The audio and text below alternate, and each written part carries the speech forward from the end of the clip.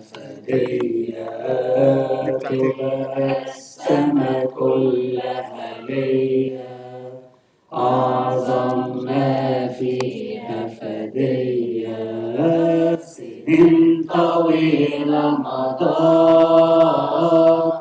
والرب معتني بيا، وكل يوم محمود عالأزرع الأبدية، ويسوع بيده ماسكني في مراعي الحب قايدني، ويسوع بيده ماسكني في مراعي الحب قايدني. ملك الملوك يا يسوع، يا سيد الأسياد، نفوسنا في انتظار تاخدنا للأمجاد، واتملى فيك بعينيا يا يسوع يا غالي عليا، واتملى فيك بعينيا يا يسوع يا غالي عليا. سنين طويلة مضت والرب معتني بيا، وكل يوم محمول عالأزرع الأبدية، ويسوع بيده ماسكني في مراعي الحب قايدني، ويسوع بيده ماسكني في مراعي الحب قايدني. ملك الملوك يا يسوع، يا ربنا المجروح، نفوسنا في اشتياق أن تمتلئ بالروح، وتفيد يا رب عليا بمواهبك الروحية، وتفيد يا رب عليا بمواهبك الروحية. فين الجروب بتاع الإكسوداس؟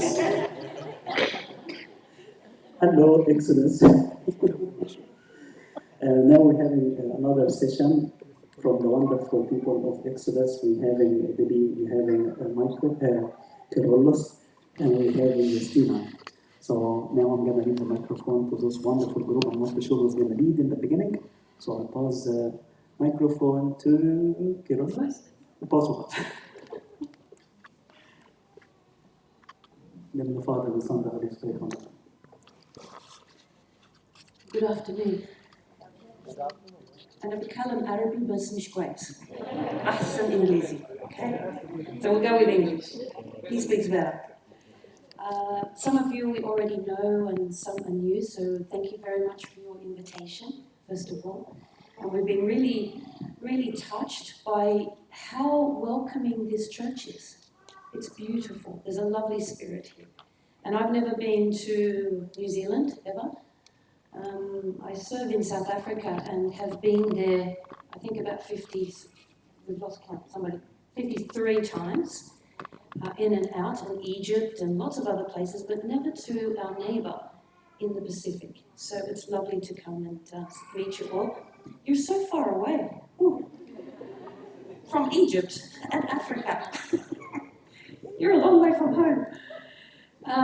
Okay, so we don't want to look like we're standing here with all the information. There's some Abuna and the servants and the parents have got wonderful stories for us to learn as well. And so this session is that bilateral talking. We're just going to have a quick presentation, only to concentrate on the goal as to what we are here for and what our service is to our children and to the community. There isn't one child that belongs to you alone. As Kiro said in the sermon, the Waza this morning, they are loaned to us, whether they are Eritrean, Ethiopian, South African, Egyptian, whether they are from Great Britain or Germany. Colour, race, status, education, it doesn't matter to God. They are ours, and it takes a village to raise a child. So no parent in this church today should feel alone. We are all here for your children. And the church is exactly that. And the service was created in the 1st century. It was liturgical, but then orphans and widows were found in need, and the church provided people to feed and visit and look after them. And those servants are us. It isn't Exodus, it isn't New Zealand, it isn't Eritrea. It is us. It is a community that is collectively working for the salvation of our beautiful children, which are gifts from God. The reality is we will be asked what we did for them, and it will not mean we will not be showing a bank account, we will not be showing a matriculation mark, we will not have to show God the clothes we bought them or didn't buy them, what language we taught them. He will ask of us, did you portray, were you a witness to me, to them? And he will ask them, how are your parents? Each one by name. So it isn't a hard evaluation of what we have to do. We have to be Christ. Unconditionally, unwavering, taking lots of vitamins, attending, yes, the church, but the church is here only in Friday, Saturday, Sunday. What happens Monday, Tuesday, Wednesday, Thursday? We are called in an amazing role to be Christ in our homes, which are the first churches our children find. This is the second one. So they are watching you, how you speak, how you act, how you treat each other. And that what you sow will be what you reap. It isn't an easy job. It's one of the hardest. You might be a brain surgeon. That's hard. You might be a teacher. Very hard. A social worker. Hard. A priest. But a parent, you are underpaid, overworked, abused, and really, how much do you get in the way of resources? Who do you listen to? Does your culture, if you're brought up in the Said in Egypt or in Alexandria, or whether from Khartoum, or whether from Addis Ababa, you're bringing with you a culture. And then you move to New Zealand, you're going to have a crash. And are we prepared to deal with that? And that's what we're looking at today. So where's Fadi, the IT? There he is. May I, which... Oh, yeah. Fadi's trained. He's on. New Zealand, yes. And the parents.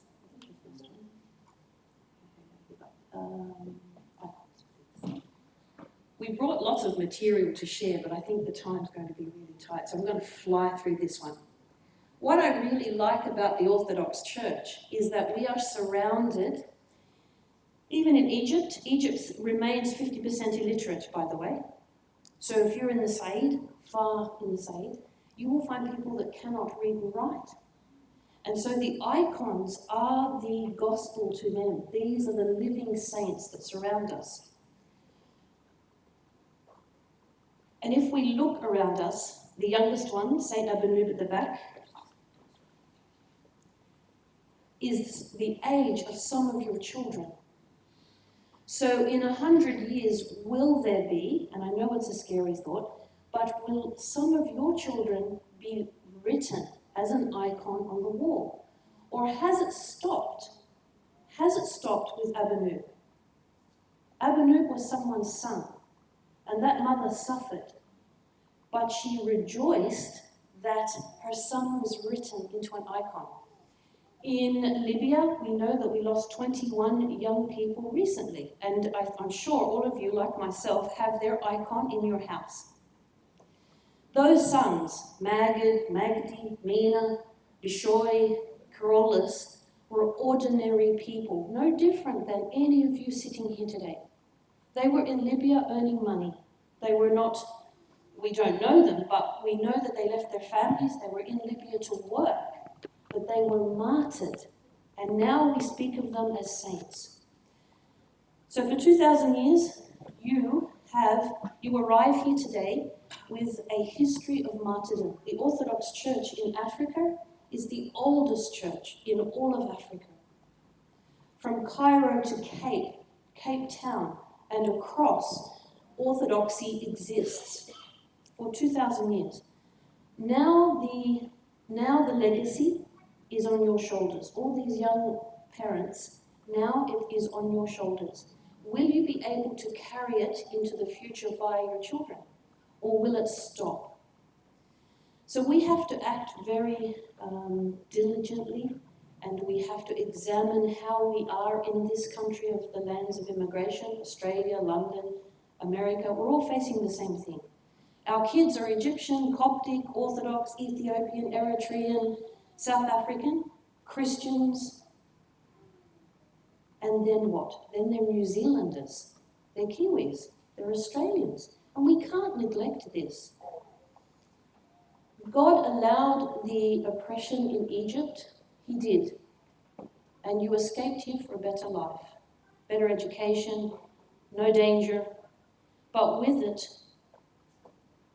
you have a new land. You came for all those things, but for people like me who didn't know Orthodoxy or Christ, you have been planted here for us. The oppression in Egypt brought you here for you, but for us too. So if the light doesn't keep on in your children, what of my grandchildren? And God will ask you, the Orthodox got the deluxe package. They got the servants, the popes, Athanasius. They got a history of martyrdom, all the books, all the sacraments intact from the time of St. Mark in 42. But what about the next 20 years, or the 30, or the 40, or the 50, until Christ comes again? So now you have that responsibility, and we have our young people in crisis. There's no doubt young people today are in crisis. 50 years ago, 60 years ago, the word teenager actually never existed.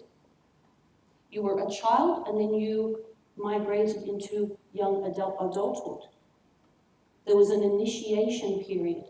But now the media, really the devil behind it, has created a space for them to get their own world, their own culture. And they are demanding, and we have to understand that culture. So I'm going to flip through this. That's the intro. And Fadi, do I just use this? Yes. So Saint Abenu, someone's son, maybe yours. The question I would like to get at today: who is your role model? Your child. Who are their role models? Is it Superman, Aquaman? Who's coming up? Batman. Do they know more about Aquaman than they do about Saint Abenu? Possibly, but why?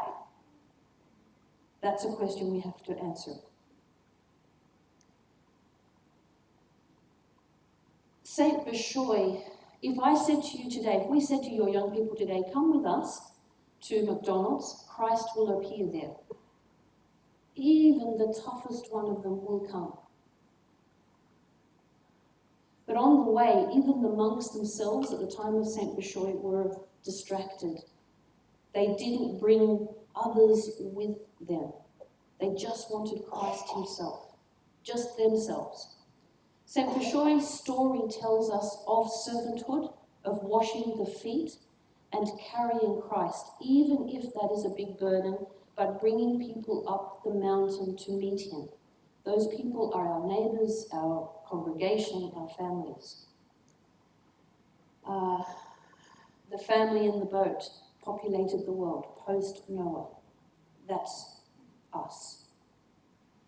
I don't think the world was in a worse state. Like now is hard, but it wasn't as bad as Noah's time. A complete drowning of society.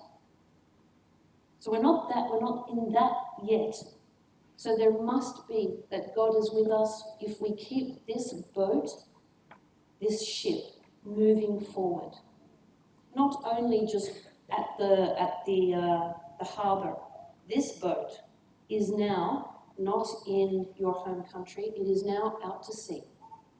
And it must be tight. And we must keep our children safe, which you would agree. But the question is, at the end of this, how? Children learn from what you are than what you teach. The old saying is, do what I say, not what I do, is not cutting it any longer.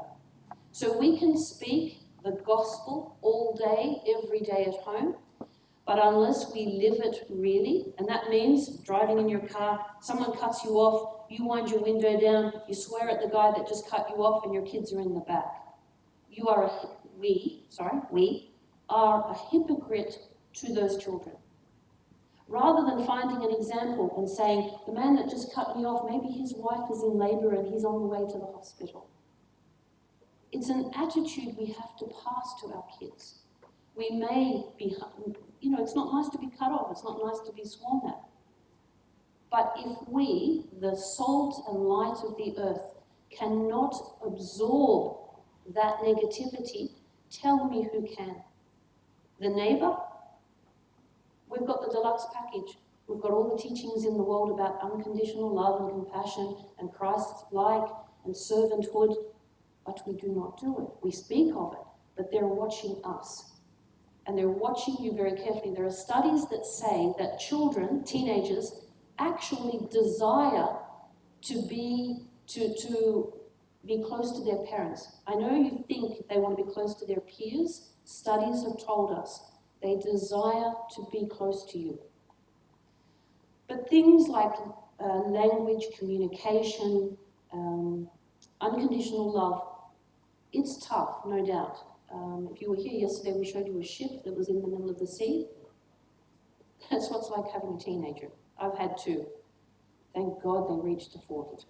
Thank God. But there is a grandchild, and I'm sitting back now over here watching my kids bring up their kids, and it's scary. And I can't say much. If you know Tantas, they're just supposed to give chocolate. That's it. We can't say anything. But I see my daughter struggling, and I really, sometimes I think, oh, you deserve it.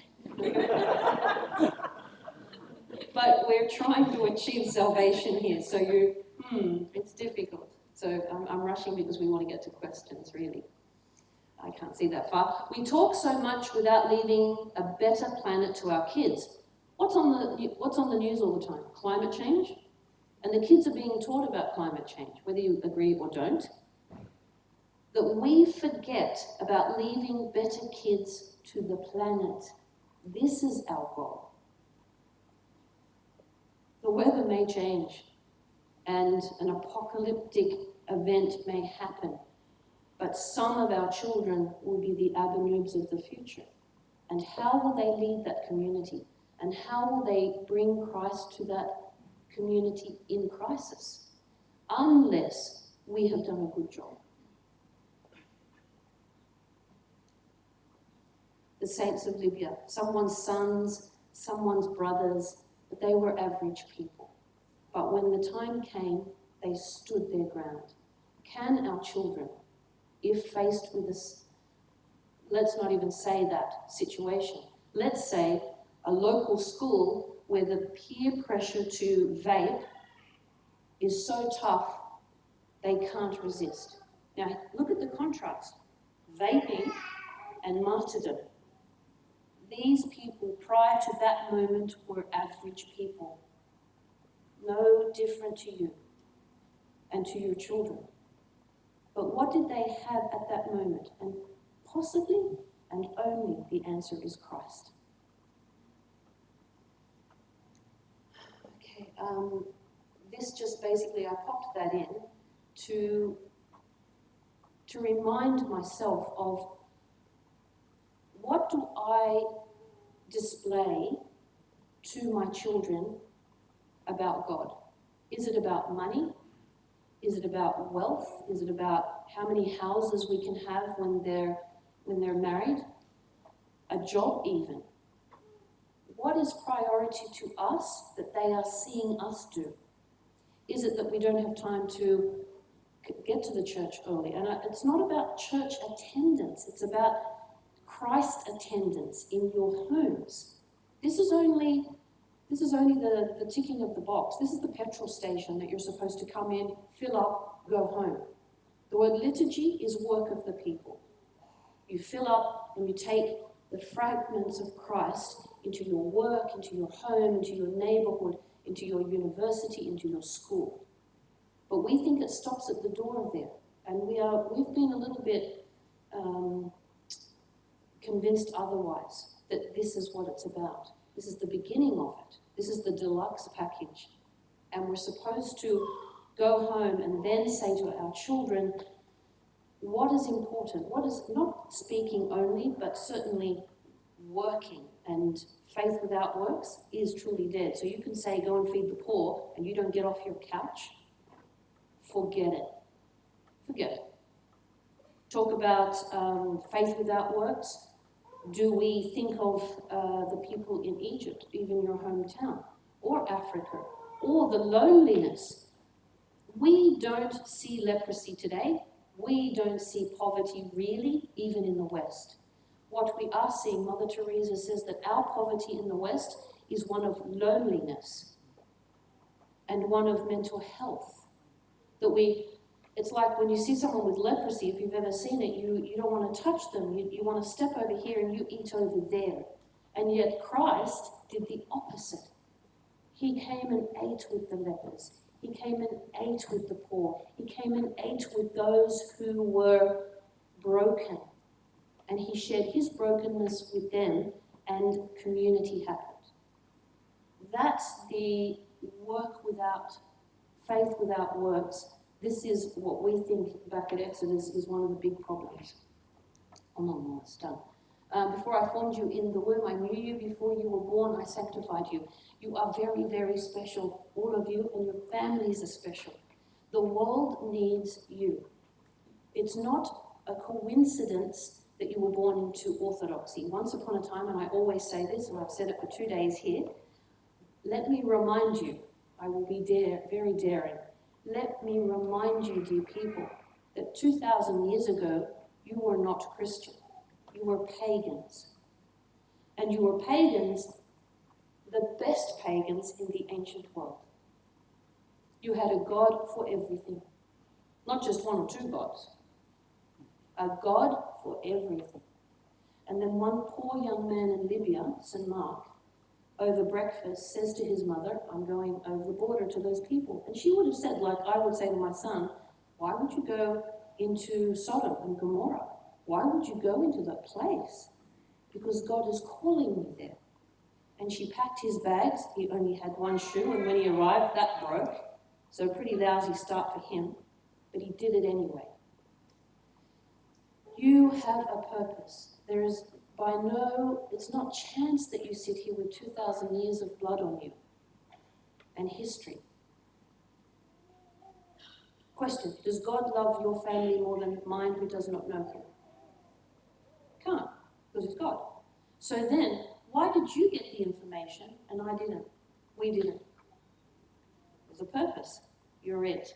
We need you. You need to get it right. We need to get it better. We need to have strong avenues in our families so that my grandchild, who is now watered down, I think we're down to, what are we down to? Less than a quarter Egyptian. So my husband's fully Egyptian, Saidi. I'm Irish, Scandinavian. My daughter is half-half. She married an Italian-American Indian. The kid's the United Nations. What identity? Oh, you're Coptic. What do you mean, Jeddah? What do you mean? Your other grandmother is Catholic. You're Christian. But it's going very, very far. So we have to remember, and I can't speak for myself now, the wonderful deluxe package that you are. The world needs you and your children, and you have been created for a purpose, and the purpose is us. And writing of icons. So we don't paint icons, we write them. So from the moment, and I love seeing families after their children have been born. I don't worry about the baby and the mother. I always go to the husband and go, so, how was that? And even big guys, even bikies, big tattooed guys, they either faint in the delivery room, or they cry, and they say, oh look, this is my child.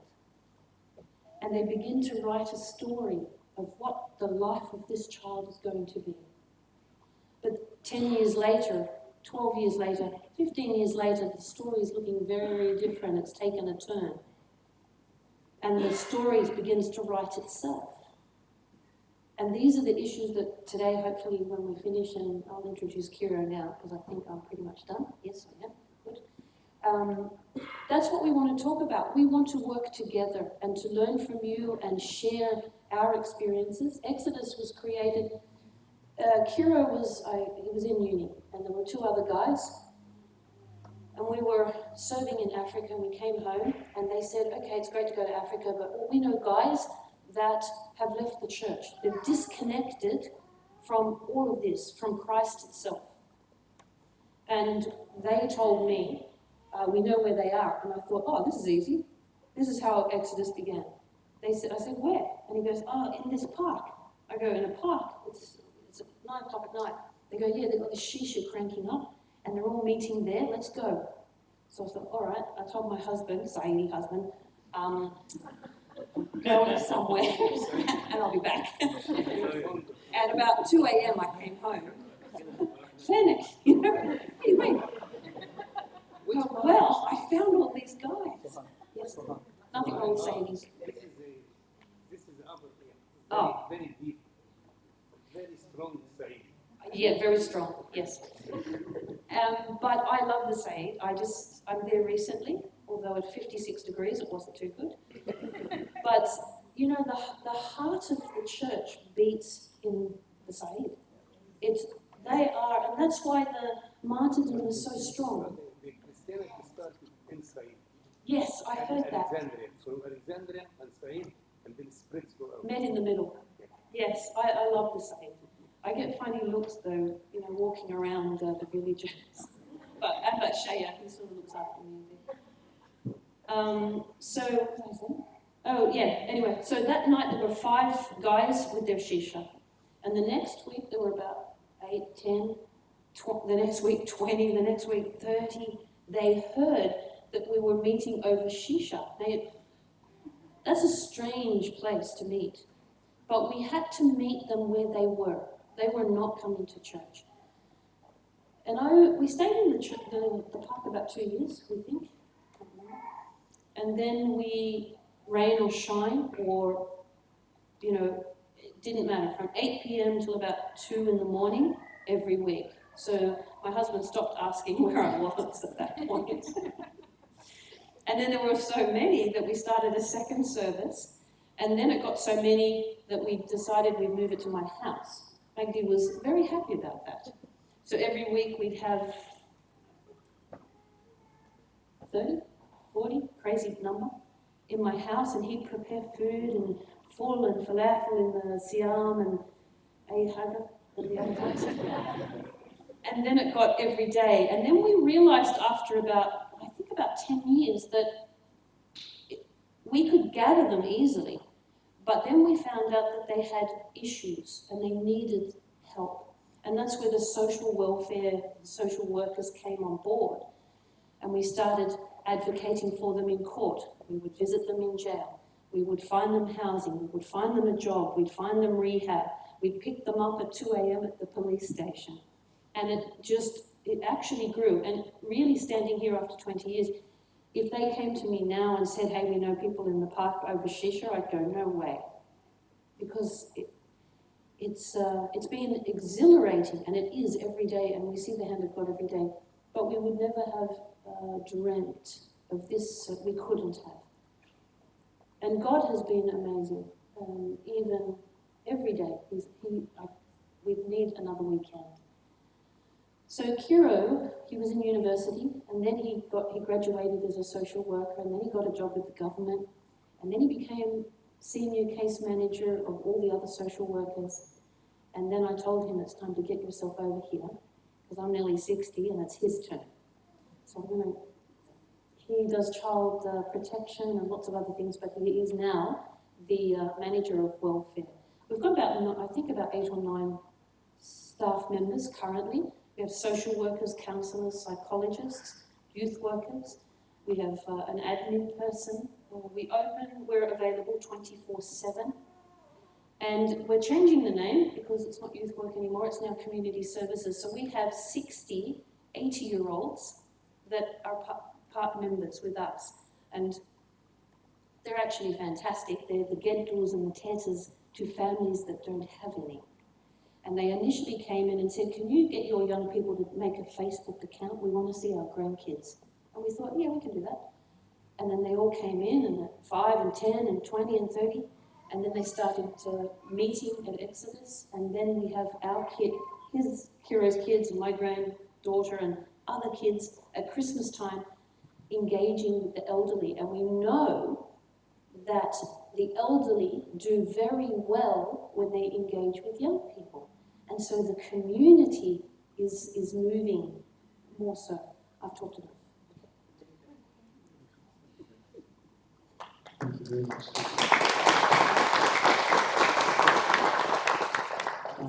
So yeah, I've got nothing to add really. That was pretty much what Exodus does. So we thought so this is the parent seminar. So based on what Debbie sort of spoke about and some of these concepts, and from the little information you have about Exodus and what we do, we thought we'd open it up to hear from you guys as parents, you know, anything that's happening for you guys, any ideas that you have, any ideas that you may want us to share, any questions in regards to what Debbie was speaking about and raising children, difficulties, concepts, barriers. Yeah, we thought we'd open it up and see what we get. What are the big issues? Yes.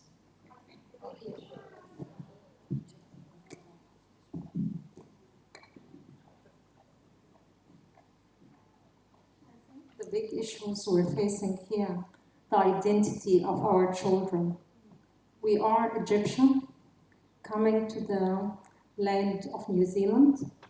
Our kids are born in New Zealand.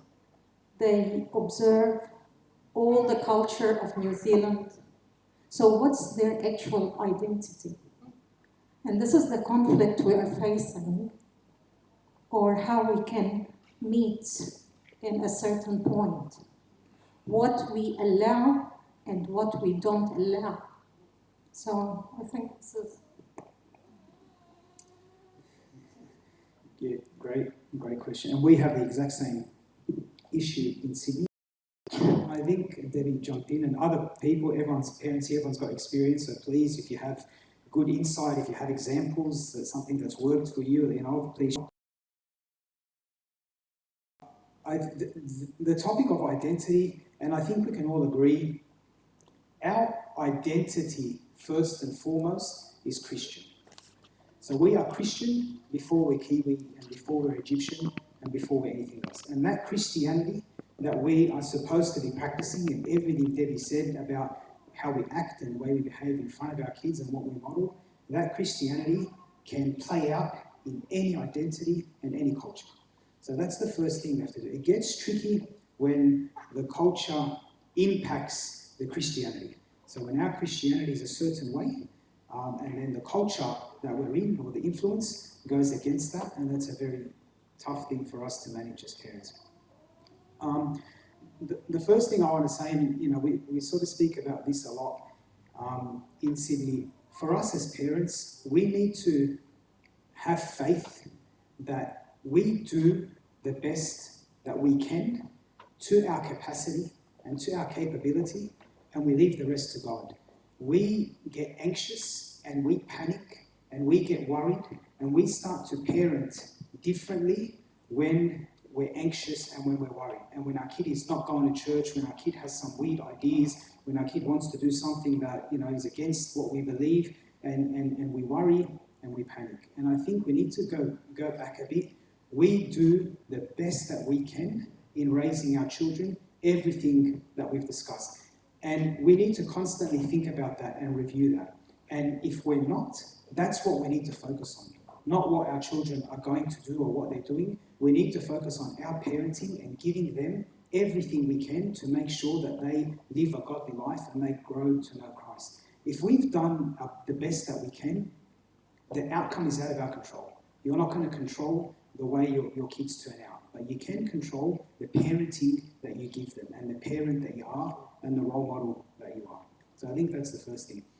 The second thing, I think in my experience working with families, when we have children, so the different ages that the children go through, our parenting needs to adapt and is very, very important. So when our children are younger, the dynamic between the child and the parent is exactly that. It's a child and a parent. It's authoritative. It's disciplinary. We look after our kids, we instruct our kids, we teach our kids, we talk to our kids, we behave in a certain way so they can see us behaving this way. We parent and we raise our children. When they grow older, we, unfortunately, a lot of the time, we try to keep that same dynamic. The authoritarian, the disciplinary, still instructing them, still guiding them. And if they're not doing what we've taught them or what we want them to do, we don't let go. We still try to assert that control and that direction and that authority on the children. And as the children get older, when they hit the teenage years, that doesn't work and it clashes. So I think a concept for us as parents is we need to change the dynamic in the way we interact with our children as they grow. And it slowly shifts from a parent and a child and a disciplinary and authoritarian to a friendship. It has to change to a friendship where the relationship between you and your child slowly gravitates towards a connection and a friendship, not an authoritarian.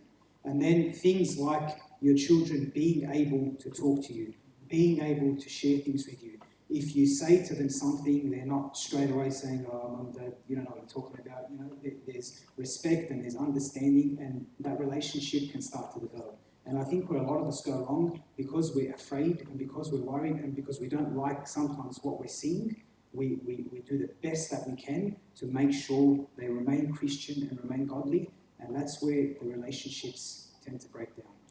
The other thing I think, and this is a difficult concept, I think for all of us, we need to accept that our kids are going to grow and they're going to get their independence and they're going to do stuff that we don't like. No matter how good of a job we did, it's difficult, but we need to accept that that's going to happen. And while we accept that, I think we need to do the best that we can to manage it at that point in time. Whether we seek help, whether we go to someone else, we go to a child psychologist, we read books on parenting, we educate ourselves, we try different things, whatever it is. But we need to accept that our kids, my parents, I don't think they'll mind me saying this, I think they did a fairly good job with me. I was raised in the church, my dad was shamas, my mum was Sunday school superintendent, we were Ashaya, we were a mess growing up, we lived in the church. I think they did a very good job. I went through a period in my life where I was an absolute brat. If my parents knew some of the things I got up to, Debbie knows, they would drop if they found out.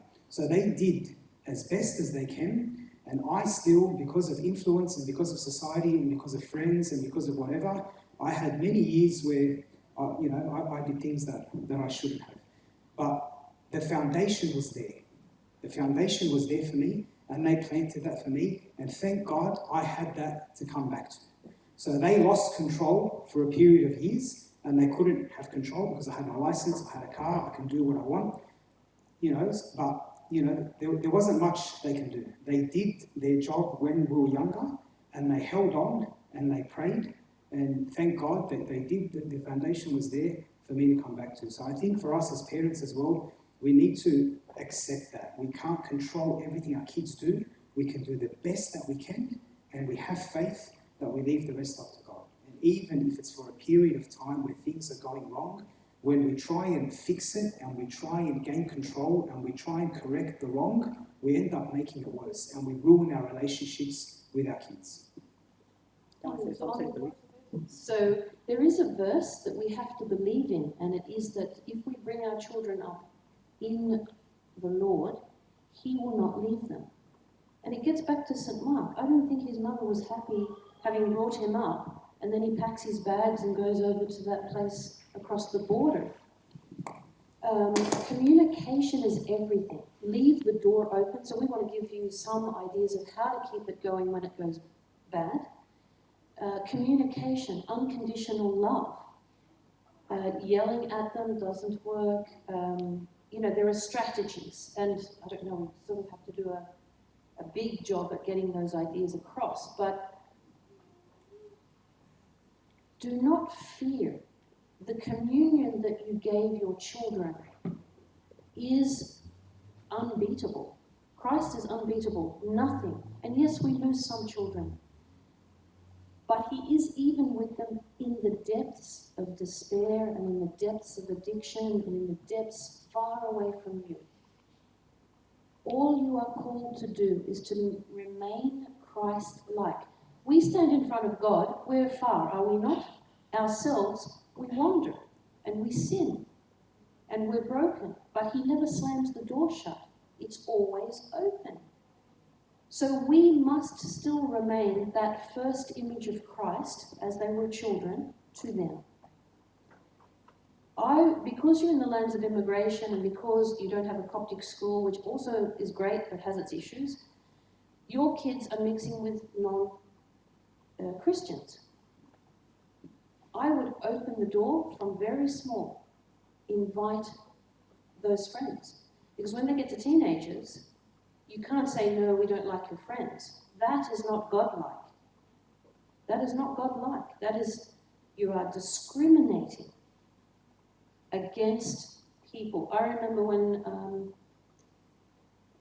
two bishops, Amba Ashaya and Amba Antonius Moros, were trying to sort of organize a marriage for me in the church. And my then mother-in-law, who lived with me for 35 years afterwards and was a very good friend, her first son is going to marry a non-Egyptian. A non-Egyptian. Not knowing that non-Egyptian would one day be in Sunday school and youth ministry. If she had have put her foot down, I would not have been baptized. My sister would not have been baptized. My niece would not have been baptized. And my 85-year-old mother would always say, oh, can I have a Coptic funeral? They're so beautiful. And I didn't have the heart to tell her that she couldn't because she's not Coptic. But one time I left for Africa and she became very ill. She was in hospital. My confession father, Abuna Morris Kella, went, and they were good friends because I've been in the church a long time. And she was talking about her funeral and she wanted a Coptic funeral. And he was so gentle. And although I wasn't home, I was in Africa, on the phone he said, Mum had her hands baptized in water and we are preparing the funeral. Do not underestimate how beautiful all this is. Just open the door and share it. I get a bit frustrated. Sometimes I go home to Magdi and go, the church is like this jewel box and you've got diamonds and rubies in it, and sometimes you lift the lid and then you slam it shut on us. Open your beautiful houses.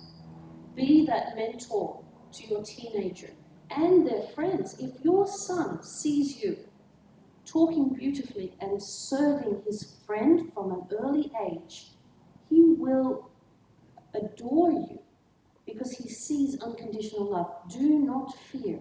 More than 365 times in the Bible. Do not fear. Believe in all of this. Just maybe your son is an Abanub and he's been sent to the depths, and you can call him home. The line is there of faith. If he is called, like St. Mark, to go, then believe and pray and unconditional love and communication. There is never a gap between us and God, only when we stop talking. Washing their feet. And of course someone's going to say, well, that looks weak. That you put guidelines down, you put boundaries. Boundaries is a whole day's workshop. Your house should have rules, and there are consequences. And as your teenagers grow into adults, if they run a red light, there are consequences. The universe is full of them. Your house is no different. But you don't impact them like a Hitler. You've sat with them months, years ago.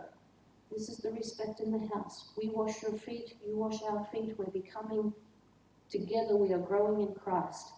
If disrespect, there is a consequence. Here it is. Do you agree to it? Sign it. When they're little, get them into the habit of that. And then a consequence, it's a consequence. But you love them. You're not yelling at them. Not the ship, thing. No, it's a table. And there's food on the table. Christ always spoke to people. Fish barbecues, you should have plenty of those. Sit and eat with them and say, hey, there's something happening here. Let us talk about it because we love you. We will always love you. And we want to remain with you. And we want you with us. Communication is a lot. I just want to comment about what Carol was talking about, because I believe this point I don't want to be passed that easy.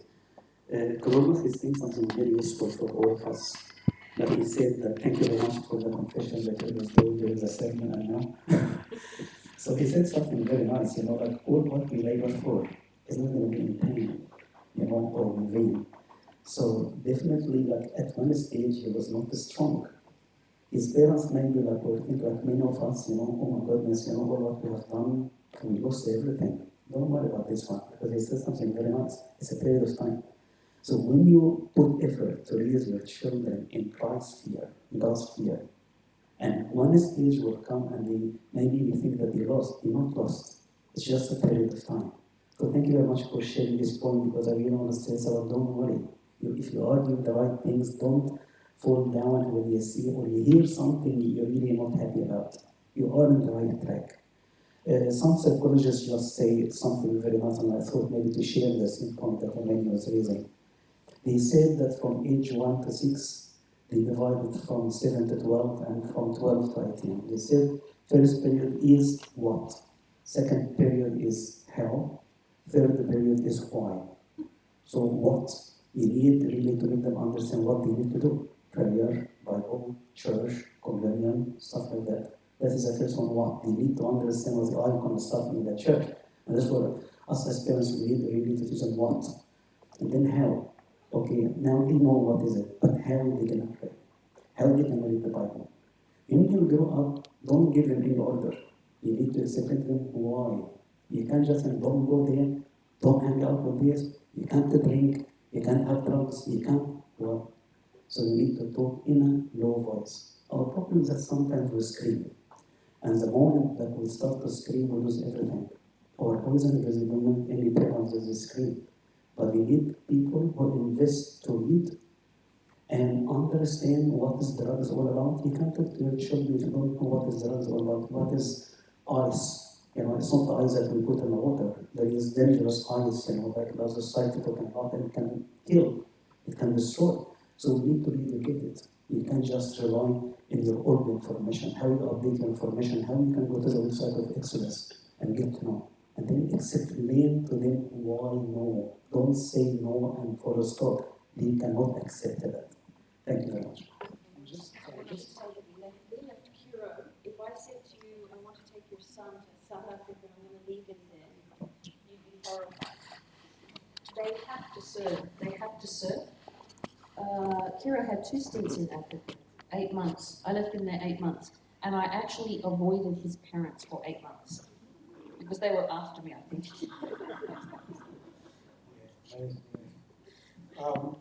Just on what I want to say, and then you said, just to answer that question as well, communication is absolute key. And for a lot of us who have adolescents and teenagers, our view is they don't want to talk to us. They don't talk. And when we try and talk to them, they give us one-word answers. I don't know, Mum. Yeah, no, okay. they don't want to talk. That's our perception. And from my experience working with adolescents and teenagers, and this is a generalization, but they don't want to talk because of the way previous conversations have happened with them. For a lot of them, that's the reason why they don't want to talk. And I have the luxury of knowing this because I'm not their parent and I don't have teenagers, and I have a relationship with adolescents where this is what they're saying to me. So this is information coming from a lot of Coptic adolescents and teenagers that were involved with the Exodus. And I think culturally for us, I think this is a thing. Us as parents and Egyptian culture, we're a very passionate culture and we're a passionate people. And we, even what's funny to me is even on our TV, that TV anchor, Amr Adib, you seen Amr Adib?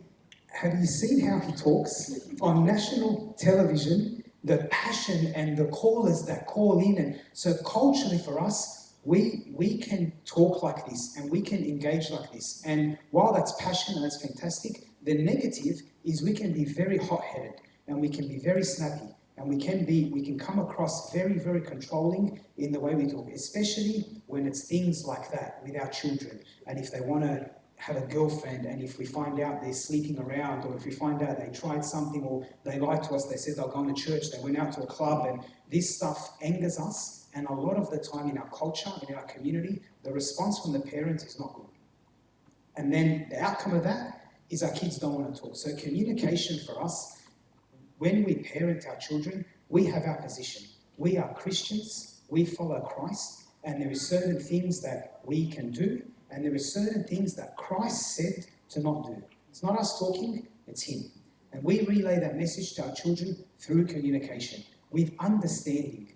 Like Abuna said, we say no, and we don't follow through with reasons why. We don't educate our kids why we don't want them to do that. We don't want you to not have a good time. We don't want to be a party pooper. We're not trying to make your life difficult. We're not trying to do that. So it's a conversation, an explanation, it's communication, the reasons why. And then when it goes wrong and they still do it anyway, and we find out about it, that communication is the most important because that will dictate what happens the next time. When they come home drunk and we can see that they're affected, Zaid and Gilad and crazy and how can you, and then punishment and you're never going out again and I'll take your phone and we react. There's a concept in parenting, it says respond, don't react. Respond to your child with what they've done, don't react to what they've done. And the difference between a response and a response is planned, a response is thought out, a response is controlled. You know what you're saying, you know what they've done, you know the conversation you're going to have with them the next day or 2 days later, you know the reasons why you're going to tell them you have the position that you have, you're going to discuss with them the impact of what they did. Thank God this time it gets that email. What about next time? What if this happened or what if this happened? So it's controlled and it's planned. A reaction is there and then, with no thought, with no planning, with no concept, with no control. So we need to respond to our children, and I can assure you, if we parent like that, the outcome will be different. Our kids will communicate with us. They'll argue with us at least. They'll tell us, no, I disagree with you because blah, blah, blah, blah. And you can respond, okay, I understand that, but blah, blah, blah. So a dialogue and a communication will happen. So if we take on these concepts in our parenting and communicating with our kids, most of the time, the outcome will look a bit different than our default, how we usually do things. And just getting back to the Kiwi friends and who we are not as Coptic Orthodox, they think you're old-fashioned, but this is Christ's law that we believe in. Go and find a Christian Kiwi church. There are non-Orthodox that bring up children with the same level of morality that we believe in because they are Christian. Have dialogue with them and see how they are managing fully 100% Kiwi kids in this country on the law of Christ. We think we're the best. There are people doing, in Sydney, I did this at a youth meeting, and we brought young people, Australian Christians, the same age as our audience in the youth meeting, and they stood there, talked about purity, talked about abstinence, talked about not being part of the drug scene, and they said it, we believe in Christ. And they said, not because you're Coptic Orthodox, not because you're Egyptian, because it's Christ that leads us. And our kids were like, oh my goodness, they're not old-fashioned, they're us. They're younger than us, and they're Australian. There are resources out there. I think opening our community and joining in the sense of inviting them in, have someone that is a counsellor, a marriage counsellor, a teenage counsellor, come and just talk to give you ideas. The wealth, it's a wealth of knowledge out there. The other thing that, again, through research and study, it's very important for young people to be connected, to have a connection and a relationship with at least one person in their life that they can talk to. A lot of the time, that person's not going to be the parent, unfortunately. They're not going to choose their parent to discuss and open up and I did this or this is how I'm feeling. A lot of the time, the parent's not going to be that person. But it's so important for us to surround our children growing up with appropriate people that have our kids' best interests at heart, that we can call on or we can connect them with our children in a time of need, whether that's their confession father, whether it's a Sunday school servant, whether it's an uncle or an auntie, an older sibling, every kid, and I say this to the young people when we talk to young people, identify at least one adult in your life that you can approach and talk to with whatever's happening. But the adult needs to be an appropriate person, and every young person, especially in the teenage years, they need what we call a moral compass. So they need someone to be morally and ethically correct and Christian and proper and a good influence for them to interact with, to bounce ideas off. Not to say they're going to listen to this person or they're going to abide by everything this person says, but always that constant influence in a young person's life that this person responds to and interacts with well. And a lot of the time, it's not the parent. A lot of you will say, that's me. I'm very Christian. I'll never teach my kid the wrong thing. I'll always, guide my children. But kids take information from people differently. You can say something to your child, but because your mum and dad, they don't care. Someone else can say word for word the exact same thing you say as a parent, and they'll listen to that person, or they'll take it on, just for the simple fact that it's not their mum and dad.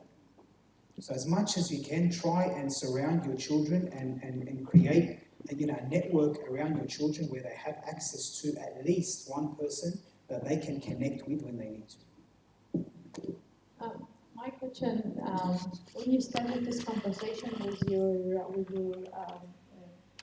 children, what we need to avoid in our communication, because definitely there is a difference between our language and their language. I'm not talking about English barriers, but sometimes we use some words and they take it as an offensive one because they couldn't understand. So my question is, when we succeed to establish this communication between us, what we need to avoid in our conversation? Like, what we need to avoid in this communication? Is it the same area? It's the same question. It's like when you said, guys, that we need to be friends to our children, which is fantastic. And I think that when saying it, it's easier than doing it. It's like it's a long journey. For example, I had a conversation with my kids, and the first thing, it's a big war between me and them, but a few years ago, it was like fantastic to talk to them. But I found myself, it's when I talk to my kids or try to, I always defaulted to how my parents, like, how you call it, teach me or mold me, that word, mold me. It's always that, like 20 years ago or 6 years ago, ما كناش أصلا نقدر to talk to argue with our parents, even if we are teenagers or if we are even grown-ups.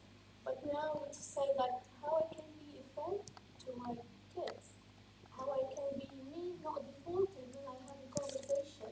I'm not defaulting to my own parents. So I think what we are about here, or what I'm expecting, is how as parents teach ourselves not to be like our own parents and to be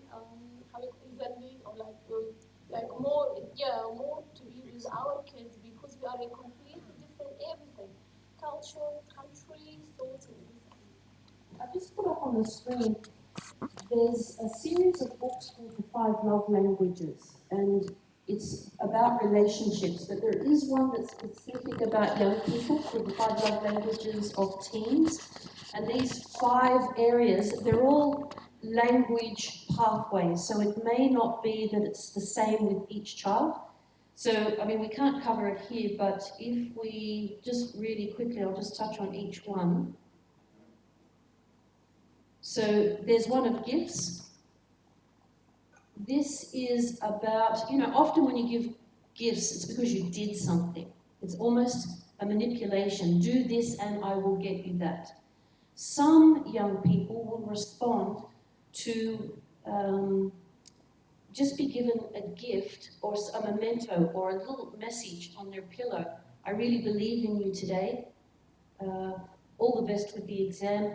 Here's a chocolate. I thought of you. So gift giving, if it's used in a non-manipulating way, can actually speak language, a good love language to that person. Affirmative words of affirmation, even if things are really tough, find something good to say. When they're little, we're really good at it. Oh, you did that really good. You did a good job. Good on you. But when they're older, you don't see so many good things. We tend to concentrate on the bad. But just, a smile. Gosh, it's so nice to see your face today. Words that encourage them. Find things. Rather than, you don't have to talk about going out or, I'm so pleased that you're safe and have a lovely day. I love you. And how are your friends? How is that friend that you mentioned last week? Talking to them in a positive way. Service, acts of service, serve them. Ultimately, you are their Christ. And that doesn't mean in a weak position. People always, when they hear this, they think, oh, but we're the parents. We're not. We're supposed to be, not serve, but Christ came to serve, not to be served. So this is our example. We must serve them so that they learn to serve themselves and others. And physical touch. When your kids are little, you hug them and you put them on your lap and you talk to them and you kiss them all over their cheeks. By the time they get older, they stop. They almost put you aside. Oh, don't do that. But you will find, and they don't often stay the same. So a kid that responds to touch, a nice hug, is not the teenager. Sometimes they flip languages. But the young person that does respond, an arm around a shoulder. Come on, let's go shopping. The very short touch, people respond to that. And we see this in Christ himself when he touches the leper before he heals them. People want that connection. And then finally, the last one is quality time. You can't beat this. It's not about the car and the best phone. They want you. So quality time. Not quantity, but quality time, where you sit and you listen. Try not to say too much. If you can get them talking, even in mission, we're told, I remember Amber Antonius for the last 30 years, go to that place, say nothing, just listen. And they will appreciate that safe space. And eventually, like last night, we had to shut down the youth meeting at 10 p.m. But we could have stayed. Because we were like, oh yeah, okay, yes. And they were like, oh, a safe space.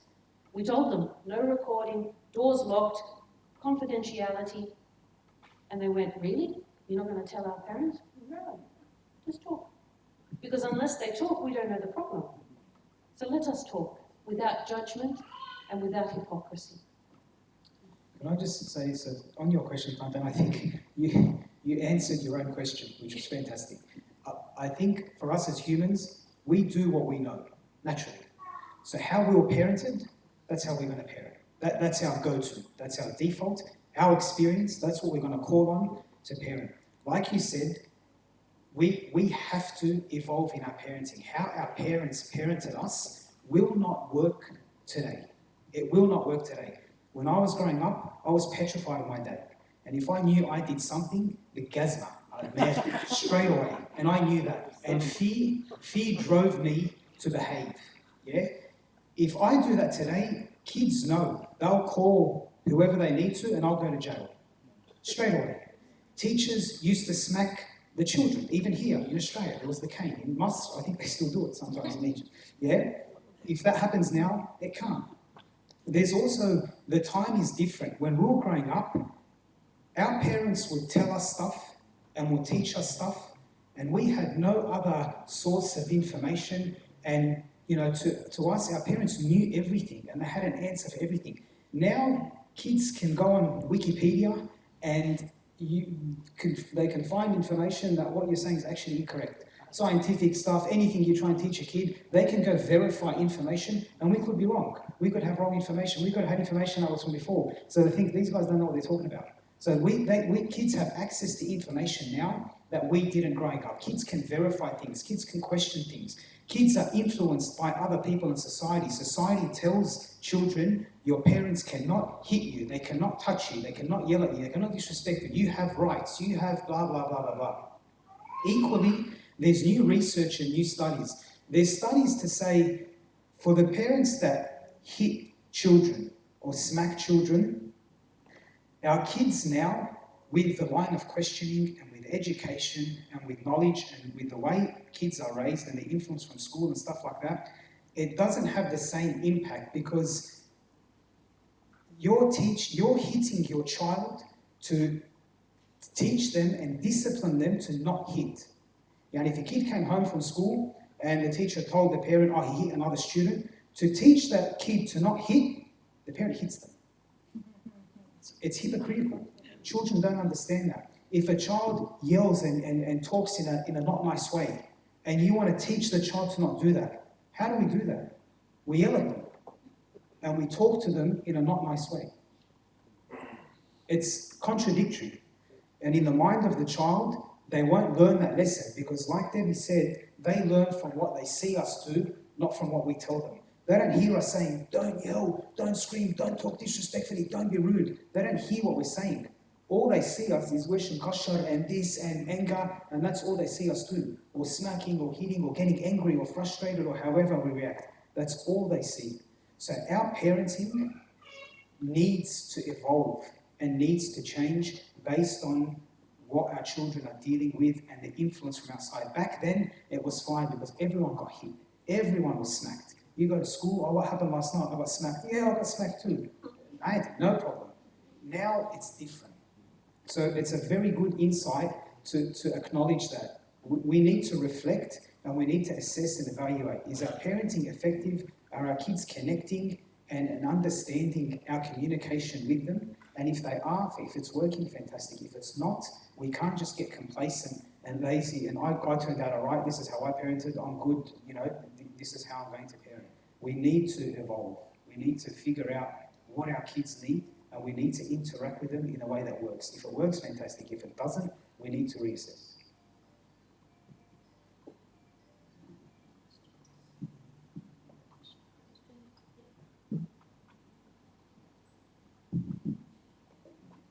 I just want to add something to how we treat our children. It's not about only our knowledge and what we gain from our parents, but also we are facing a lot of challenge. We are new immigrant parents, we are so stressed with other things. Our reaction, it doesn't only because of what they did, but it also includes what we have inside. So sometimes we just react like with anger, not because we are angry from what they did, but because also we have some other problem inside. We just need to heal ourselves first and foremost. It's like that. So this is something that we never talk about. What's my problem? What I'm facing? What I need to be like a normal parent, not the best one, but the normal parent. And that's a very good point, because the influences are different. Previously, the father goes and works, the mother stays home, has however many children, and can raise the child and is available and is physically there. And back in history, that's typically how families work.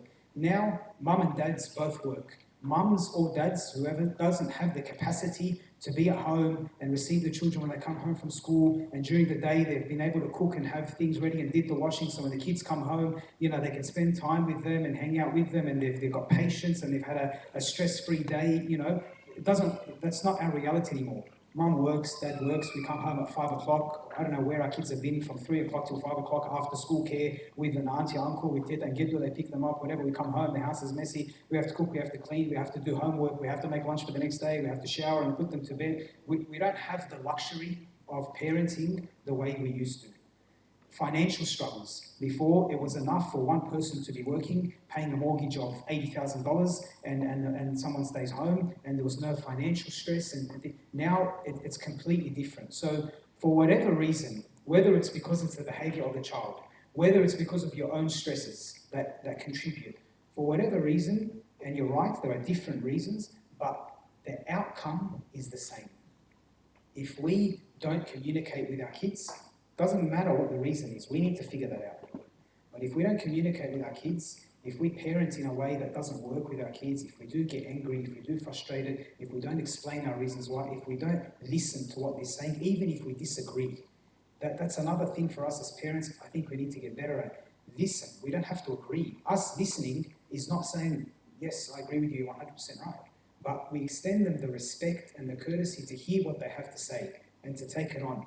And little words like, I understand. I don't agree. I understand what you're saying. Okay, I can understand why you feel that way. But, blah, blah, blah, blah. So even just a shift in the way we respond to our children, the way we communicate with them, and the way we interact with them makes a big difference in our relationship. And it's things like that that then creates the pathway to form a friendship with you. If your child feels respected by you and they feel heard by you, they will talk to you. They'll answer your question. They'll be honest with you because they know you're not going to lose your brains and scream and yell because you didn't do that last time. That they have your respect, yeah? And they know that. And in my experience, it definitely changes the outcome. It changes the relationships that parents have with their children. Just to encourage you, you may feel like you're drowning, but without breaking confidence, last night a young person said, you know, we're surrounded by non-Egyptians and lots of things to do, but we respect our parents. So you're doing something, it's there. They're really struggling in their world, but deep down, they verbally, a lot of them yesterday said, we respect our parents for what they have done. Talk about your journey, leaving your parents, coming to the furthest part of the world. You've left your home, your parents, everything. Talk to them about that. You struggle too as a young person. I'm sure if we heard every single story, you have a trauma, and that's where that sort of language comes from. It's coming from a trauma. And it would be nice to have afternoon tea and everyone tells their story, how they left their mother in Egypt and hasn't seen their grandmother for 10 years. This hurts us. And I think, you know, they did respond. They really do respect you. In adolescence is not easy. It's not. Another strategy that works with adolescents is, again, different to how we usually do things, involving them in the decisions and in the discussions. So they want to go out and they want to go to a party. A lot of the time, we'll tell them, you come home by 8 o'clock. I want you home by 8 o'clock. If you come home after 8 o'clock, you're not, you ground, whatever. We default to parent, authority, discipline, as opposed to a conversation and involving them in the decision making. And if we give them this concept of ownership, and we covered it in the servants meeting in regards to service, if you give someone ownership and responsibility for something, much more chance of them doing it and sticking by it than if they're just dictated to. So if the discussion goes, what time do you want to come home? 1 o'clock in the morning. Not happening. 8 o'clock. No, that's too early. 12. Come home at 10. We agree on 10. Mesh, 10 o'clock. You've discussed and you've negotiated and they've been a part of it. I can guarantee you most times, if that's how the conversation happened, just as an example, That's how the conversation happened, and there was respect, and there was communication, and the kid felt heard. They'll come home at 10 o'clock, as opposed to you better be home by 8 o'clock or else. Usually, the kid will come home at 9:15 and say, oh, the car broke down, or the bus tried to air, and an excuse. So conversing, treating them like human beings. When they're 12, 13, 14, 15, 16, they are young adults. They're human beings. They have a mind. They have a conscience. They have rationale. They're able to make decisions. They're able to learn. And I think as parents, we need to extend them that respect, to treat them as young humans, not as little children. And if we give them that respect, believe me, they really respond to it. If we give them the ownership, if we involve them, not dictate to them, the outcome, a lot of the time, not all the time, and none of this is foolproof. This is very nice to say, and in theory it sounds lovely, and to be fair, parents can do this, and they can still come out the other end where it's not working or we didn't get. So this isn't, this is theories and concepts, and sometimes they work, sometimes they don't, and we need to try something else. Or, like we said before, you can't possibly do anything else. You've done everything right, and you've done it the correct way, and you have to hand it over and trust that God will take care of the rest. And it is the long way home. It is easier to say no, and there are, you're going to, or else, because it's the easiest, shortest way.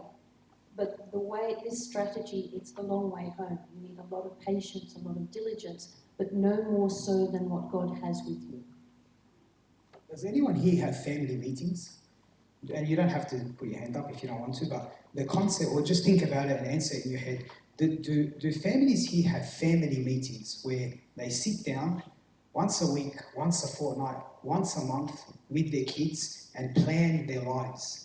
What are we doing? What are we doing next weekend? Where do you guys want to go on holidays? We need to do family rules because last week the behaviour has not been good and it can't continue like this. We need to agree on rules. How many families do family time where they involve their kids in rules and in consequences and let them come up with ideas or suggestions, or give them the opportunity to agree with what you come up with? From any age, family meetings can happen from 3 years old to 17 years old. The concept of quality time and respecting our children, to involve them in our parent stuff, in our rules, in our consequences, in our decision making, in our buying and selling, moving houses, going on holidays, enrolling in sport, which church we're going to go to, whatever it is. We make decisions every day as parents. How many of those decisions do we involve our children in? Our adolescents, our 5-year-olds. So I think it's a different way of parenting. And research suggests that with this day and age, it's an effective way of parenting. It's an effective way of parenting. So something, maybe a strategy like that, you may be surprised may have a good outcome.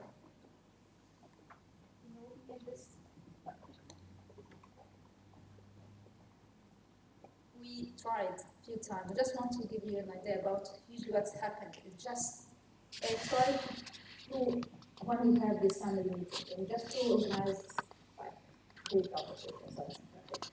It's just we want this family meeting to decide what's going to happen. You know what I mean? I'm happy with that. Sometimes it's fine because it's not a big deal where to go. It's not a big decision for the family, but it's good to have this family meeting because what I found out, they want to say something and they want this something happen. So they want to prove that they are able to decide and able to organize something. And isn't it nice that they learn the skill of discernment? Yeah. What's going to work and what doesn't? Yeah, and it's good also because, okay, this is our budget, this is what we can do, this is what my time of work. So it's good, and it's also give them the chance to say what they want to do. Last thing. You know what else is a very good strategy in parenting? And I use this and surprisingly works well. Surprise your children with the way you parent. Surprise your children with the way you parent. So something happens, your children are going to expect you to react a certain way. They're going to expect yelling, screaming, punishment, being grounded. And we as parents know that's usually how we parent, or that's what we've done in the past, so that's our default. surprising your child has a very, very effective outcome. And with my kids, they're 7 and 5, they'll do something, not all the time, actually most of the time I don't do this, but there's been a few times where I was able to, and the outcome was really interesting. And the kids shocked and surprised. My daughter Eliana said to me once, you didn't scream. No. And she was so confused. The girl didn't know what's happening. She was confused. You didn't scream. Funny enough, I'll tell you what it was. They went in the garage, my children, geniuses, they went in the garage and they got their bikes and they, you know kids' bikes, how they have the rubber thing on the end with the strings? They decided to take the rubber bits off, so it was just the metal, and ride their bikes in the garage. What was in the garage? My car. And they drove around scratching every panel of the car. Every single one. The back door, the front bumper, the bonnet at the back, every panel. And they were doing laps. Riding around. Screeching. And they had no idea. And I came down, and I was lucky because this wasn't because of my self-control. You know when something is so ridiculous that you're past anger, and it's so ridiculous that anger doesn't cut it. So you're not even going to bother because it's way over here. And I was shocked, and I saw my car. It's a black car, metallic, got the white scratches everywhere. And then we came down and we saw it, and I was like a ghost. I was speechless. And then she realized she's 7. And she freaked out, and haram, she was very worried because of how I was going to react. And I didn't. And she said, oh, you didn't yell, you didn't scream. Are we not going out this weekend? Am I staying in my room? That's my usual punishments, that's what I always do. And the reaction from her was very, very surprising. And the remorse that she felt, and how bad she felt. And then a few months later, I came to sell the car, and she's 7, and she knew, and she remembered. And she said, oh, Dad, are you going to be able to sell it like this? I'm so sorry. Are you still going to be able to sell the car? Will someone buy it with all these scratches? And she's 7. So the impact on her, because of how I reacted, and it was a different reaction, was a very different outcome for her than if I yelled and screamed and go to your room and blah, blah, blah. And it wouldn't have changed the scratches anyway. No, and it didn't change it. But, so as a strategy, sometimes surprise them with your reaction, and you'll be surprised at the impact it has on them. If we don't do our usual yelling and screaming or punishments or whatever, and we surprise them with a different way, it shocks their system, and it makes them think differently, and it makes them react differently. And the next time something happens, it makes them approach you differently and communicate with you differently. Sometimes we hope that's right.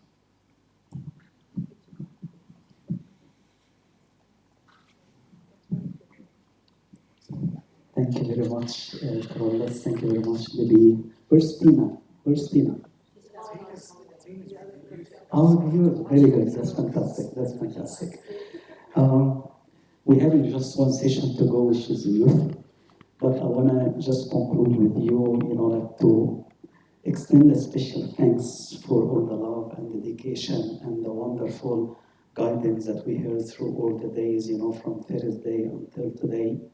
And regardless of what I'm going to say, it's going to be sufficient to say how much I really appreciate your love and your time and your service among us, Libby and Carlos and Tina. Really may the Lord reward you with all the heavenly reward, and may you continue to serve the Lord wherever you go, and you can be a blessing for everyone you get in contact with.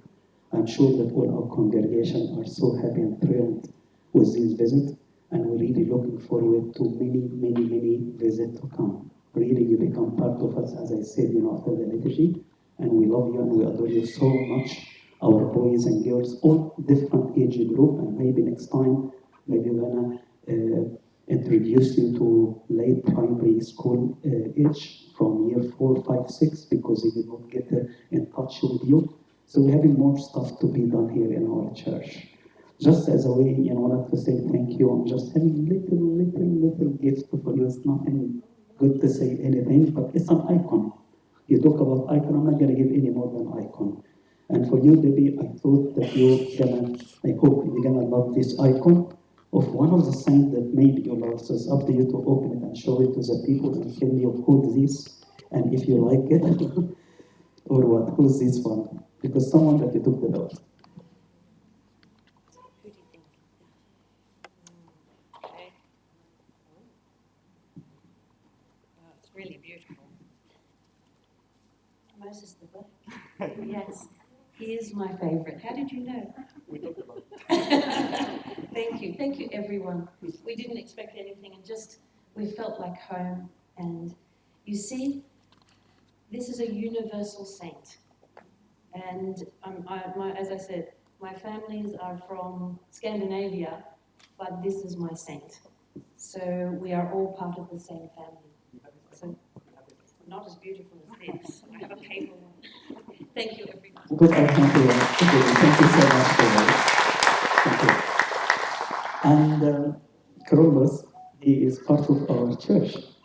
Like I was squeezing my mind, since like the first time I was speaking to Debbie, and she tried to tell me, I wanna, there is someone who know you, and he's gonna speak to you. Then she put me through Columbus.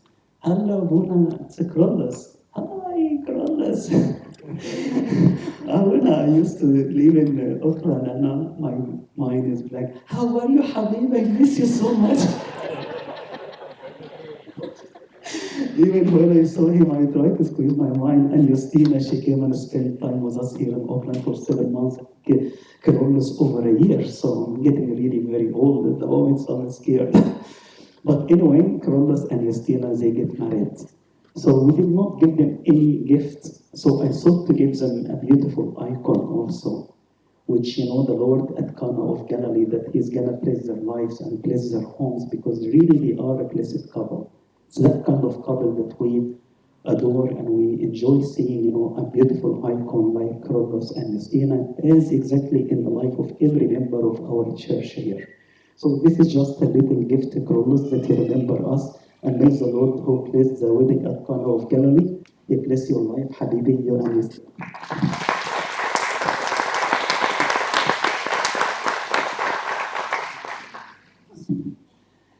To tell you the truth, I normally don't talk about servant in our church.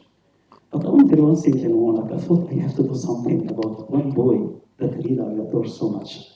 And I really appreciate his dedication, his time, how he's eagerly want to do everything, in the meeting that we have in a fantastic way. He used to have his phone to record the lectures and stuff like that. Then he spoke to me yesterday and said, Abuna, come on, we a beautiful church and some people gaining from our lectures. How about if we have a professional camera? First question, how much? Then we had agreement. And he did everything, and he always dedicated, sit in the church all the time. I know you don't like to speak, but I just love Fadi. So if we can please put our hands together with all his dedication. And I thought just to give him something, maybe it's gonna be related to what he's doing, something called gears. So if Fadi can tell us what is gears mean, you can look here what is gears represent. Gears is very high tech. You've probably never seen it before. It's a pen. Gears actually does stand for something. So the G in gears stands for grow, to grow in the grace and knowledge of our Lord and Savior Jesus Christ. The E stands for exalt. Oh, magnify the Lord with me, and let us exalt his name together. The A is ask. Ask and it will be given to you. Seek and you will find. Knock and it will be open to you. R is receive. And whatever we ask, we receive from him, because we keep his commandments and do those things that are pleasing in his sight. And S is serve. Serve him in truth and with all your heart, for consider what great things he has done for you. And these are all verses that you can find in the Bible. Thank you so much.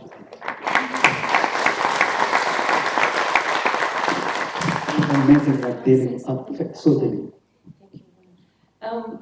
We travel around and we've got all our gear and all our things, but when we came and we found Fadi here, and I just handed him a USB, he started sending me emails, this is the question.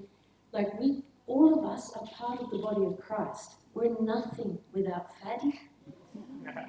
At all. We cannot even communicate with you. And see how God provides? And I feel like we've only had 4 days, but I don't even have to worry about this because I know Fadi is there and he's so competent and he knows exactly what I want, and every folder was ready and it's so beautiful. We're so rich with gifts and we're very grateful, so thank you, Fadi. Thank you to all of you, Jamal, and all the congregation of St. Mark. Really, you are an amazing congregation. Thank you for your attendance. Thank you very much for your support, for everything we do in the church. I feel that we are really one family. May the Lord protect you, and we really gain and we reap the result of our labor and the prayer that we all do together, that we can see really our children flourish and be really a light and salt for the whole world. All I'm going to ask you now, please, if we can just have a photo with this wonderful team, before you leave, because when you leave, we're not going to have this chance again. So only this Mr. Akram, our wonderful man that you always make us, stand up. Do you want to stand up here, Akram, or why does he sit down here? here. زي ما احنا قاعدين؟ زي ما انتوا لا لا sit لا. down. Please come here, Carlos and David. Come in the front here. Here. Hello, David.